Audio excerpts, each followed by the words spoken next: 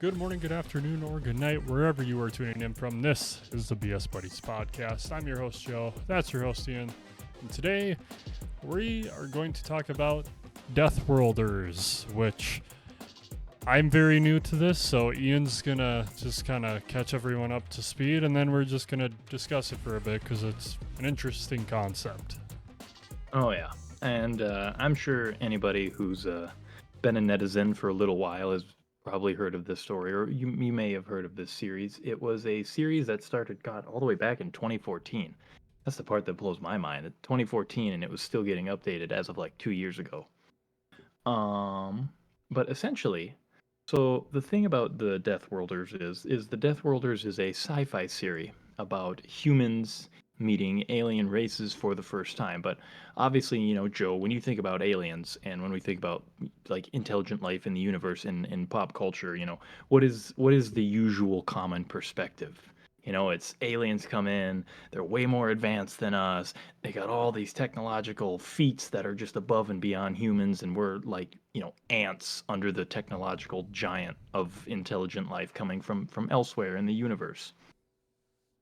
Well, the Death Worlders series it still has that bit, like obviously alien technology being able to faster than light travel and blah blah blah. They're still better than us, but essentially at its core is that humanity is much, much, much stronger than these alien races in the fact that, as the name implies, humans come from a death world. So basically, and I'm not even that far into the series, so I might get a couple of things wrong. If any of you out there know more, or if they've changed it up since then, please let me know in the comments below. But as far as I understand it, right, all of the other alien races that sort of make up the coalition of intergalactic federations or whatever, they have a classification level for planets, and like planets 1 through 4 are they're like easy planets. Like you could get dropped in there naked with nothing on you and you could easily survive. Like basically everything's edible. There's no hardships for you to find. Planets like 5 through 9 or something like that are considered challenging planets to live on. The conditions for the development of sentient life is like really tough. There's lots of obstacles they have to overcome, and it makes really difficult to survive on those planets. And then they classify planets that are like 10, 11, and 12. They're considered death worlds, where the environment is just so hostile to the development of life that there's no possible way a sentient species could ever evolve on these planets. And so they just sort of dismiss them. And Earth is considered a category 12 death world. I mean, we've got hurricanes, earthquakes, massive natural disasters. You've got bacteria and viruses, other predators that hunt us down. It's considered like impossible for life to form on this planet. Well, eventually, one day, where the story picks up is this fella, and his name is Jenkins or something like that, and it's called the Jenkins Experience, and it's basically he is a human who's been abducted in the classic aliens pick me up off a farm and probe my butt type of situation. But he's sort of getting bounced around all these processing stations in the galaxies because he's a human. And these aliens are no stranger to foreign life. They're like, okay, what's your designation? What blah blah blah? Where do you come from? What's this? And this Jenkins fella, he gets to this one processing station, and he's been through this routine before. He's like, "Listen, I've been doing this for a while. You're not going to be able to classify me. My name is Jenkins. I'm a human being, and I come from Earth." And the alien who's processing this, he actually goes on to become a very prominent character, very much a proud supporter of humans. They call him Kirk, like the Star Trek Captain Kirk reference. And Jenkins is like, I'm from Earth. And this alien Kirk is like, that's not possible. That's a category 12 planet. There's no way. And Jenkins is like, I know. You have to technically classify me as fauna because I, you can't classify me as intelligent life. And while they're in the midst of this whole exchange, they get attacked by this group known as, I think it's called the Hunters, and they are essentially the boogeymen of the universe. They're from like a class 7 or 8 planet, and they're considered like just the roughest, toughest, meanest The aliens out there. Like they're bandits or yeah, they're cannibals. They attack other alien races and they take their stuff. And it's not that these other alien races don't have defenses. They definitely do. But I mean, when you're from a class 3 planet facing aliens from a class 7 or 8, you're like, oh my god, that's crazy. And so it's terrifying to them. They're horrified of these hunters. And so the station gets attacked, and this alien, it's from Kirk's perspective. He watched Jenkins get hit by their blasters, and Jenkins flops to the floor. And he's like, oh my God, he's dead. What are we going to do now? I'm next. I'm going to die. We're all going to die. This is terrible. What are we going to do? And as Kirk is sitting there, he looks back towards the aliens, and to his surprise, he sees Jenkins get up and just start sprinting at these aliens. And he's getting hit by their blaster shots, and it's not even slowing him down. Like they're hitting him and he's like flinching, but he keeps going. And it says he runs up to these aliens like he's punching his fists and it's going like straight through their face. He watches one he watches Jenkins like rip the arm off of one alien and just beat the other one with it. And so obviously Jenkins being unarmed with no armor, nothing, he takes down this attacking he's force and then armed. all this yeah, well, armed. He's got his bare arms and And his the alien's arm. right to bear arms and the alien arms. And, I don't know how the Second Amendment works in space. I imagine it's transient property, it's included. And, Kirk is obviously amazed and bewildered, and he's looking at Jenkins and he's like, oh my God, dude, do you realize what you've done? And Jenkins was like, dude, those blasters, like, they kind of hurt. Felt like I was getting punched by a bunch of like seventh graders.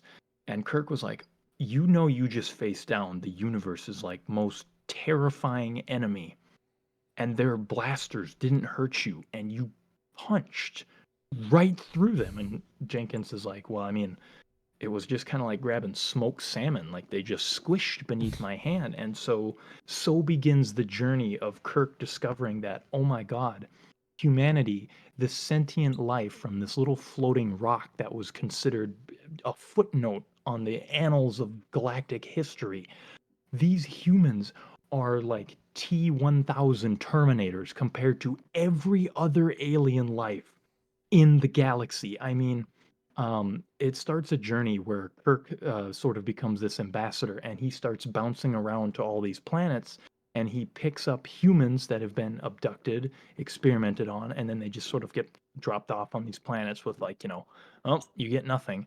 And obviously, these humans who've been abducted, they're like, they don't try to fight back because they think, oh my God, alien technology, they're gonna kill me on the spot, blah blah blah blah blah.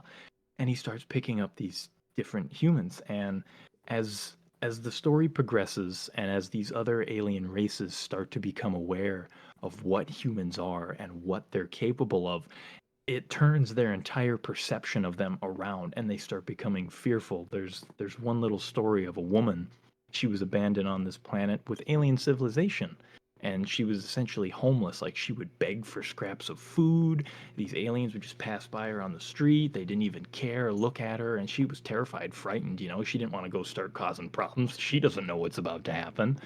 And all of a sudden, when the story starts spreading of what these humans do, because there's a little story of these hunters, once they figure out that, oh, humanity's bigger than tougher than us, no way, we're going to go and we're going to conquer their planet and we're going to show them who's boss. And so they land an alien ship in the middle of a hockey game, and that's sort of Earth's big shocking moment, like, oh my God, aliens are real, they landed in a hockey arena. And the aliens come out and they're like shooting at these hockey players, like, oh, we're going to take them. And the hockey players are falling over. But then the hockey players are getting up and they're pissed, and they start, skating around, whacking these dudes with their stick, like just turn them into mincemeat. And it even says like the people in the stadium were fleeing, but then they realize that these aliens aren't doing shit. And so they turn around and they're like, beat their ass, beat their ass. Like, you know? And so once that story starts spreading, like this woman, she walked into like a restaurant to ask if she could get their leftover food, and they like gave her like a full course buffet. They're like, here, just take it. We don't want any trouble. Please don't hurt us. And she's like, What are you guys talking about? Thank you." And everyone was treating her like royalty. And when Kirk on his little ambassador missions lands and she finally sees another human, she's so overjoyed that she sprints at the other human guy to embrace him in a hug. She basically like tackles him to the ground. And it says that the thump of their two bodies clashing together makes the entire crowd of aliens like step back in recoil and horror, like, oh my god, she just sprinted full speed and tackled them, and you hear like the thump when they hit. And so, the I really need to catch back up with the story, but that's sort of like the premise behind it is that what if humanity, instead of even with our technological lackluster track record compared to everyone else. What if we were just that much stronger than all these other alien races and they were terrified of us? And so the first time I heard about this series and I started reading into it, I was just sort of fascinated behind it. Like, imagine, if we got into the stars and we discovered alien races and we realized, oh my God, we are just like I said, like Terminators compared to these guys. Like we don't even need armor. We can just walk right through their ranks and decimate them. And so it's just been a fascinating concept that's always sort of sat in the back of my mind, and I forgot about it for the longest time, which is why I'm not up to date on it now. But it's something that's definitely, and a lot of people have made a lot of offshoot stories about this too, but it's just such a cool concept, you know?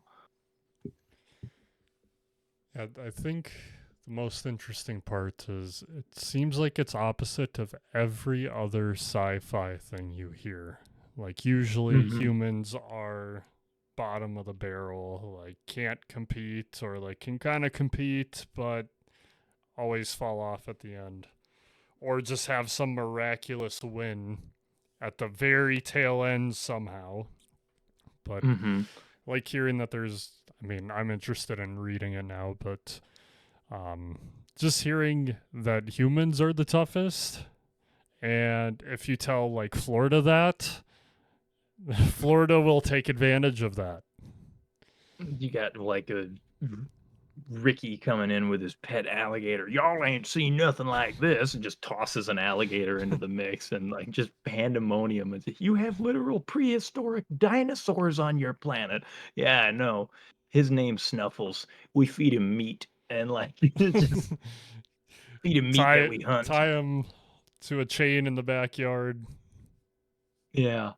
And to me, because I think when most people and just looking in like recent pop culture, obviously Halo is very popular. I think prior to the Death Worlders becoming and gaining more traction, most people look at Halo where like you've got these alien races that are like monsters that can wipe a man out with one hit, and humanity's only way to fight them is these Spartans that are like genetically modified and caked head to toe in armor, and that's the only way they can go toe to toe with them. And so I sort of love the upend flip on all this. But my other big favorite thing about the series too, just from what I read, I think I got maybe 15, 20 chapters in, is the detail that they go into, because it's not just a story of, oh, humanity's in the stars and now our conquest starts. No, it goes into humanity's discoverance and our attempts at like, okay, like where do we sit with these aliens? Okay, like let's send some ambassadors. Like, we finally found out we're not alone in the universe. This is amazing, but we don't know how strong. You know, we know how strong we are, but we don't know just how strong we are compared to all these guys. And the details that they go into to describe sort of the horror of humans to these other alien races is something that I appreciate a lot, because it's easy to just say, "Oh yeah, humanity's stronger. Why? Just 'cause." But it's like the one thing that comes into mind was there's the story of as the story goes on and humans develop like warp drives for their ships so that we can zip through space. This woman, her name is Riley, she becomes a pilot. She becomes sort of like the first human ambassador to meet with these alien races. And as she's Another on this, classic alien yeah, name, Riley. yeah. And so as she's on this ship, she's hanging out with there's like a little alien race that they were sort of the first ones to approach humanity and say, "Hey, we want to be friends. Yeah, we want to be friends. We don't want beef with you. Like we are here to support you." So she's sort of hanging out on their ship with them, and they're making like drinks and they're sort of discussing culture between and this and that, and they're like, "Oh, here, would you like a little bit of this bacterial disinfectant?" And she goes, "Oh, what is it?" And they're like, "Oh, it's just a disinfectant. And it adds a little flavor to your drink and it helps to kill anything that might be harmful." And she's like, "Oh God, it smells like vodka." They're like, "Vodka? What's vodka?" And she's like, "Well, it's alcohol. It's a type of alcohol that we make on Earth." And they're like, "Alcohol?" And she's like, "Yeah, it can be used as a disinfectant, but humans mainly drink it for fun." They're like, "What do you mean you drink it for fun?" And she's like, "Well, you drink it to get drunk, get a little inebriated, and it's a fun time." And they're like, "Explain drunk. What is drunk?" Because these aliens, they don't drink alcohol to get, it doesn't affect them the way it affects us. And so she explained, she's like, "Well, technically this is poison for humans. Like if we have too much of this, we will die." And she's like, "But we make up drinks for it and you mix it in, and if you have enough of it, it, makes you feel a little woozy and you have fun." And they're like, "Wait a minute. So humans willingly poison themselves to have fun?" And she's like, "I mean, yeah, we've got all different. We got like vodka, whiskey, beer, bourbon, just." And these aliens are like, "Oh my God, this was a really good decision to be friends with them. Like this, Don't even get me started on nicotine. yeah." And so I love the world building that goes into it because it really drives the point home of like things that seem insignificant to us, like, "Oh yeah, brush your teeth so that you don't get cavities, wash your hands so that when you eat food it's safe." All these things, aliens are looking at us like, "You mean you guys put up with that? You have like giant tornadoes that can rip your homes out of the ground and you guys just go rebuild? You just go rebuild and live in." Yeah, basically, yeah, we plan around natural disasters and, and blah, blah, blah, blah, blah. So I have to say that the world building of it is absolutely crazy. That's for sure. Yeah, before we recorded, I found book one on one of my apps that I have, so I'm definitely going to be listening to that in the next couple weeks and figure out exactly what's going on. But yeah, it seems really interesting concept. And I think too, it's just the idea of the Death Worlders, as a whole, as humans being stronger. It's just kind of it really makes you scratch your head and think, what if we do discover that we're that much stronger than the universe? And then, of course, you got bigger questions coming into play, like, could we, as a planet, come together and like unite under one banner in the name of space exploration? Or like, would we try and conquest these aliens? Would we just be like, "Nah, it's fine. We definitely wipe the floor with you guys"? It'd be like fighting a bunch of fifth grade versions of yourself, like, you know. Like, and they have like offshoot stories and separate things that they follow to talk about like different aspects of different humans and their experiences across the galaxy. But I'm really glad that this as a story has become sort of popular on internet culture, because I think it opens up an entire world of storytelling that we just really haven't seen in sci-fi before. It goes back to that. Not to really make this sound like a video essay here. I know that's what you guys all came here for, was a really deep cut analysis of humanity exploring space. But so often, like War of the Worlds, humanity's getting wiped, and now we've got something where it's like, yeah, I can root for us out there, like taking out the bag. I can be like, yeah, look at us go. Look at us wipe the floor with them. You know what I mean? One thing it reminds me of, and you're gonna get a kick out of this, is the anime Gate, which, um, if you don't know, Ian showed it to me, I think a few years ago when I hung out at your place. But basically, the portal opens up in Japan, and like these people from different times where they're fighting on horseback. The Medieval. Japanese military just comes through the gate with warthogs and tanks, and it's Tank. like, yeah, we'll help you. And just wipes them out. Yeah.